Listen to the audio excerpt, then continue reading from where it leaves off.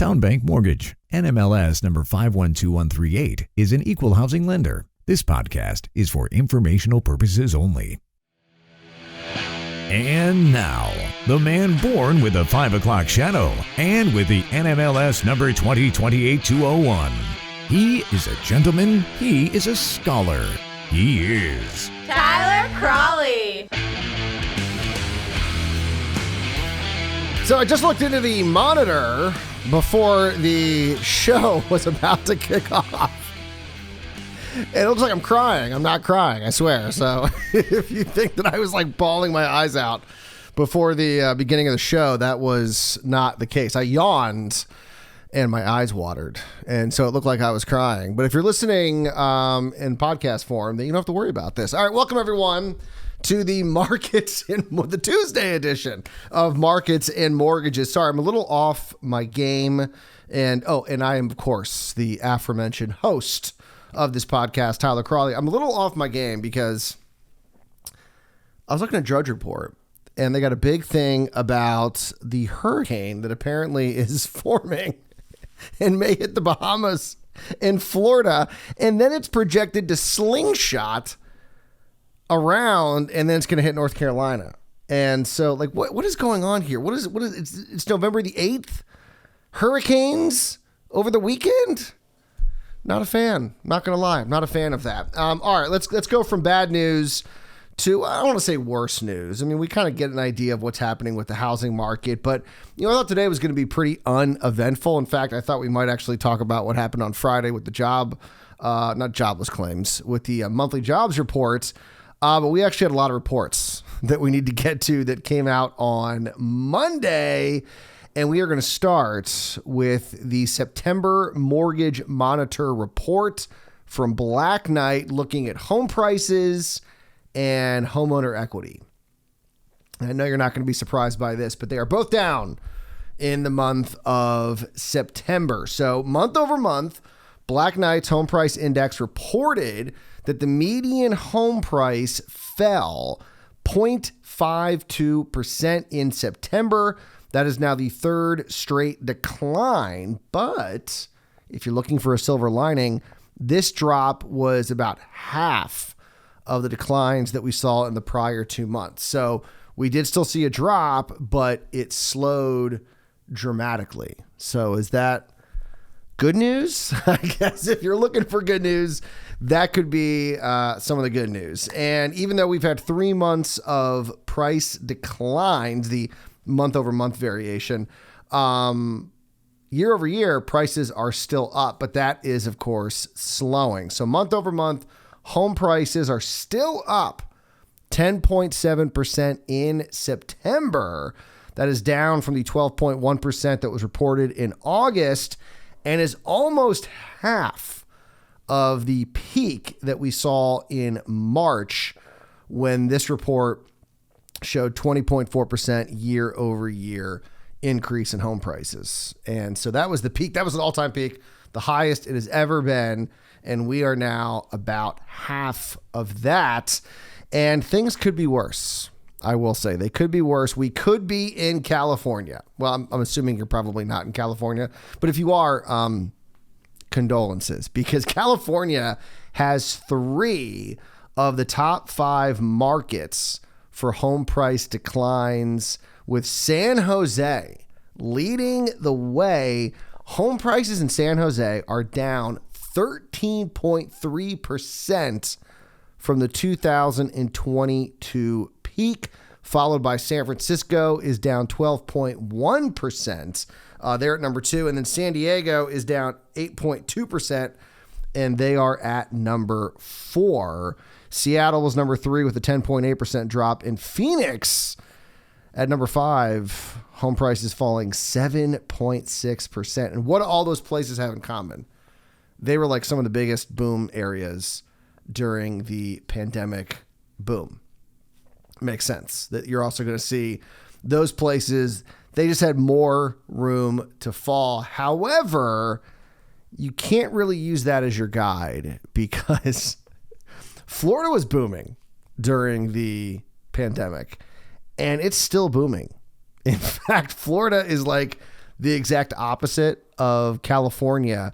They have 4 of the top 5 housing markets with regards to home price growth. 4 out of 5. So, I mean, really anywhere you're moving in Florida, you are still seeing some good, I don't want to say values, but you're sitting pretty if you're a homeowner in Florida. I mean, you're still sitting pretty if you're a homeowner in California. A lot of those people probably had their homes for a while. But Miami took the number 1 spot with home prices up 22.7% year over year. I mean, that's crazy. Like, home prices are still up 22% in Miami. Tampa was number 2, up 19.8%. Orlando was up 18.9%. And then Jacksonville, Florida at number 5, up 16.5%. The one housing market that was not in Florida but was in the top 5 was Dallas, Texas. They were up 17.2%, and they took the number 4 spot. So, I mean, that's what's kind of interesting about this slowdown. I mean, we are seeing a slowdown. I mean, I'm sure, as we've reported many a times here on the podcast, Miami was, I think at one point year over year, in the 30% range. That was home prices and rents, if memory serves me correctly. So things have slowed down, but you're still seeing year over year appreciation over 20%. However, if you're in California, you are seeing a much more typical, if not, well, I guess I probably should say faster slowdown taking place there. So it's very interesting what's happening all over the country. I mean, everywhere you're seeing slowdowns, but how that slowdown is defined has clearly varied. And of course, as home prices begin to fall, we are starting to see home equity begin to fall as well. Homeowner equity is down 1.5 trillion or 8.4%. But think about that for a second. So homeowner equity is down $1.5 trillion. Obviously, we're talking about in total. It's not just one home, in total. And that's only 8.4%. That just lets you know how much homeowner equity is out there. So it's down 1.5 trillion from the May 2022 peak, with the average borrower now down about $30,000. However, this is the good news. Even with those declines, homeowner equity is up about $5 trillion total and $92,000 for the average mortgage holder from the start of the housing boom in 2020. So we're not saying that it's up, $92,000 since they bought their home. They're saying it's up $92,000 from 2 years ago. So, I would say homeowners are, they're okay. And in fact, only about 500,000 homes are currently underwater nationwide. And if you take into account the fact that there's about 60 million mortgage properties, and I want to say it's around half or maybe even more are mortgaged, maybe 60% are mortgaged. I mean, the point is that there's probably over 100 million. I think the actual number is like maybe mid 100 million, like 150 million, somewhere around there. And so the fact that we're talking about fewer than 500,000 homes underwater, once again, 2008, this is not. And then I think we mentioned this last week when we were talking about the foreclosure crisis, and I was making fun of all the people who, of course, at the beginning of 2020 thought that there was going to be this, housing market crash and it was going to be caused by the foreclosure crisis. And some of those people are still out there. I mean, they still think this is going to happen despite all of the evidence proving otherwise, especially this stat, which says that, there's fewer than 500,000 homes currently underwater. And I mean, sure, that number is going to rise as we see home prices fall. But once again, the really important number is how many people are facing foreclosure. Because just because your house is underwater doesn't mean you're going to walk away from your home. That's kind of a misnomer that came out of 2008 is that, oh no, someone's underwater in their house. They're automatically going to walk away. Well, the reason that most people walked away in 2008 was because, true, they were underwater, but it's also, remember, their payment had reset and it was just an astronomical number and they had no equity in the home and they could rent for just a ridiculously lower amount. And it made no sense for them to stay in that house. And, everyone else was doing the same thing. So why not? And in some cases they could stay in the house, not make any payments, and it would take them a year and a half before they'd actually be removed. And so there was just a lot of craziness going on. But this idea that just because somebody goes negative in their home, they're not going to walk away from it. I mean, that's just the way. I mean, if you think about everything in your life that you buy, everything except for your house, the minute you buy it, you are underwater in that product. And yet you don't see people, not making their cell phone payments or making, their car payments or anything else. And so it's just so funny that we look at housing so much different than everything else, which it is. It's the biggest purchase, but most everything that everyone owns, they are underwater on and they keep making their payments on. And yeah, sure. You buy a home, you see a little dip in the market, you're going to go underwater. It doesn't mean you're going to walk away from the house. So just because people are underwater does not mean that they're going to walk away from those homes. So remove that stat from your mind. And then I mentioned this crazy stat that we talked about last week when talking about foreclosures, or really just what's not foreclosures, what's happening with the mortgage market and refis with the 30-year fixed at 7.08%. That's where Black Knight has it at on October 27th. So what is that? That's 2 weeks ago. That's great. I think it's about 2 weeks ago. Yeah, my birthday was about 2 weeks ago. And that was a little bit before my birthday. Only 133,000 candidates make sense to refi. And there's, like I said, 60 million mortgage properties out there.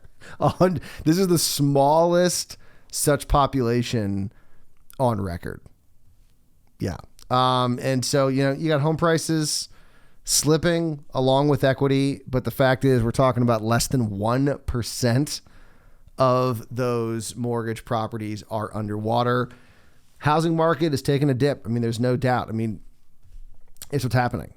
But the fact is the people who are in these homes, thanks to the strong lending standards that exist, unlike 2008, they're going to be able to weather this downturn that we are going through. And I know a lot of people are going to say, Tyler, you and a lot of other people said that we weren't going to see home prices fall. And yeah, I mean, well, first of all, we haven't, because the price metric that they use for home prices falling is year over year.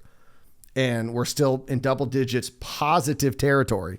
So we have not seen technically home prices fall year over year. That hasn't happened yet. So they're still up on that, but they probably will. I mean, we probably will see that sooner rather than later. It's definitely possible. But the reason is because this huge, no one predicted it, where rates are. I mean, with rates above 7%. I mean, just nobody saw that happening. And yeah, I mean, that changed a lot of fundamentals of the housing market. If rates were still at 3%, maybe even 4%, home prices would not be falling. They're falling because of where rates are, because all of a sudden borrowing money at almost at double what it was. Yeah. Now all of a sudden it's going to be more expensive to own a home. The affordability issue that was already there has now been made worse. And so that is going to put downward pressure on home prices. And it's sort of like that famous John Maynard Keynes phrase in which he says, when the facts change, my opinion changes. What do you do, sir? And so, yeah, it makes sense that home prices are falling. It didn't make sense if rates would have stayed at 3.5%. It does make sense when rates jump up to 7%. All right, before we go, I did want to talk about this report. I don't really want to talk about it, but we're going to talk about it. Consumer confidence in housing right now. So consumer confidence in the housing market continues to fall and has now reached a record low. This according to Fannie Mae. So month over month, the Fannie Mae Home Purchase Sentiment Index decreased 4.1 points in October to to 56.7. That is the 8th consecutive monthly drop and is now the lowest reading since 2011. So it's important to know that this index started after 2008 because I have a feeling that things probably were worse in 2008. Just going to throw that out there. 2008, 9, 10. So the fact this didn't even start until 2011, I'm just going to put that out there. The index is now down 18.8 points from the same time 1 year ago. And I guess, once again, if you're looking for a silver lining, here it is. A majority of respondents still believe that it is a good time to be a seller, but just barely. So those who think it's a good time to sell fell 8 percentage points to 51% in October. So they are barely hanging on. Meanwhile, the percentage of respondents who say it is a good time to buy continues to plummet, falling 3 percentage points to 16% in October. I don't think that number is correct at all. I'll say why in a second. Those who believe it is a bad time to buy jumped to 80%, and those who believe it is a bad time to sell increased 9 percentage points to 42%. So why do I think that that's not true with the 16%? I mean, sure, it's not a great time to buy because rates are high and home prices are still, high historically. And of course, we haven't seen probably the bottom of where it's going to go with regard to the home prices. But as we've mentioned many times before, because so many people do not think it's a good time to buy, that actually makes it a good time to buy, if that makes sense. I know it sounds like I'm trying to have my cake and eat it too. But no. If a lot of people don't think it's a good time to buy, you're not going to have the bidding wars. Remember how frustrating the bidding wars were for people during the pandemic housing boom? I mean, it was so frustrating. People walked away from buying a home. And so now you are not going to have that problem. And so, I mean, sure, you can try and risk it and say, hey, you know what? I'm going to wait and hopefully home prices are going to fall. But more than likely, rates are going to go up. And in fact, that's what consumers think here. Consumers are pretty certain that mortgage rates are going to continue moving upward over the next 12 months, with 64% of respondents believing mortgage rates will rise in the next 12 months. Only 6% think that rates will fall. Is that Jerome Powell? Is that was that the Jerome Powell data right there? And then with regards to prices, here's what's fascinating. It's, almost completely evenly split. I mean, like I said, not literally, but almost it is. So you got 37% of respondents believe home prices will increase, 30% believe home prices will decrease, and then 26% believe prices will remain unchanged. So you've got, people clearly don't know what's going to happen to home prices. So sure, they might fall, they might not, but they are pretty clear that mortgage rates are going to go up. So I am confused as to why they think it's not a good time to buy then. Because if, let's say, look at the data right here. So you got 30% believe that 37% believe home prices will rise. 26% believe home prices will stay the same. So that's 63%. Now, if you're in that 63%, why would you then not think it's a good time to buy? Because you clearly think that rates are going up. And if you think home prices are either going to continue moving up or are going to stay the same, if you think rates are going up, that means the cost of buying the home is going to go up. So wouldn't buying now actually be a good idea? And so that's where kind of this data is a little misleading, because that shouldn't make any sense. If that many people think rates are going to go up, but they also think that home prices are going to either remain the same or going to go up, then you should be thinking now is a good time to buy. I guess maybe they're saying, hey, it's not a good time to buy historically, but they're thinking it's going to get worse to buy going forward. So back to my original point, that's why it does make sense that now may actually be a good time to buy. Yes, I'm spinning it as best I can. I'm trying to spin the report. All right. Of course, the companion newsletter that I send out every morning, along with this podcast. We didn't get a chance to get into it because I don't want to go too long here on the first podcast of the week. They talk about Altos inventory levels. That will be in the newsletter that, of course, Altos has inventory levels holding steady for the week. First time in 3 weeks that we have not seen an increase in inventory levels. We also get into what's happening with home prices. That will be in the newsletter along with everything else that we talked about here in this morning's podcast. But we're going to go. Like I said, I'm not going to go too long here. Try and keep it around 20 minutes. Hope you guys enjoy your Tuesday. We will see you and talk to you again on Wednesday morning for another edition of Markets and Mortgages. And remember, as always, do not wait to buy real estate. You buy real estate and wait.